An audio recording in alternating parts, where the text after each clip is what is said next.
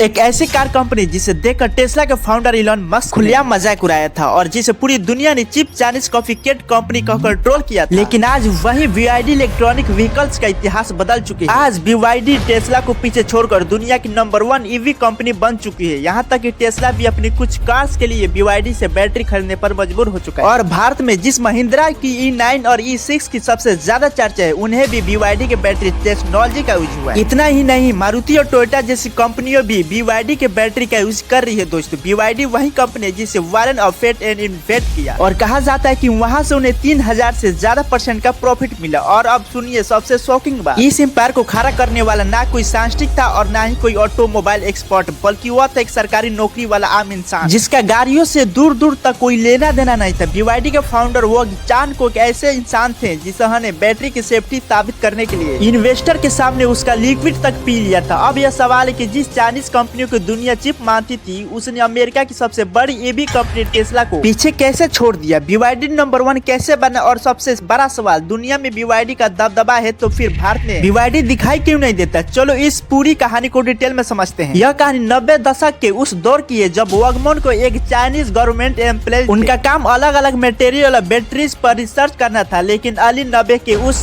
दौर battery industry एक बड़े बदलाव से गुजर रही थी। असल में सोनी और पैनासोनिक जैसी कंपनी जो उस वक्त बैटरी की मार्केट लीडर्स थी, वह निकल कैल्शियम बैटरी को छोड़कर लिथियम आयन बैटरीज की तरह मूवी कर रही थी, क्योंकि लिथियम अपने बैटरी साइज में छोटी परफॉर्मेंस से बेटर। लेकिन वॉग जानूब को यहाँ पर एक बड़ा गैप मिला। उन्होंने वाफर्स जैसी दुनिया भले ही निकल कैडमियम को छोड़ रही है, लेकिन उसकी डिमांड पूरी तरह खत्म नहीं हुई। बहुत से कॉल्डेस्क की टेक्निकल शुरुआत, मोबाइल फोन्स और कई इलेक्ट्रॉनिक मशीन अब इसी बैटरी पर चलते हैं। बड़े प्लेयर्स इस सेगमेंट से बाहर निकल रहे थे, मतलब कंपटीशन कम हो रहा था। वह को लगा कि अगर वह इस स्टेप को कॉस्ट ऑफ बैटरीज बनाया तो वह जल्दी ग्रो कर सकते, और इसके लिए उन्होंने अपनी सरकारी जॉब छोड़ उन्होंने अपने कजन्स को कन्विंस किया और कुछ सेविंग लगाकर फरवरी 1995 में 20 लोगों की टीम के साथ अपनी कंपनी की नींव रखी, जिसका नाम था BYD, यानी बिल्ड योर ड्रीम्स। लोग जानते थे कि टेक्नोलॉजी में भले ही जापान से पीछे, लेकिन कास्ट ऑफ स्पीड के माल में आगे निकल सकते हैं, जिसका रीजन था चाइनीज का चिप लेकर जहां जापान की कंपनी एक्सपीरियंस, ऑटोमेशन और हाई ऐसे मशीन पर डिपेंड करती थी, वहीं चाइना में BYD ह्यूमर वर्कफोर्स के थ्रू वही काम कम पैसे और ज्यादा तेजी से कर सकती है। और सबसे बड़ी ताकत, चाइना की बैटरीज में स्केल करना आसान था।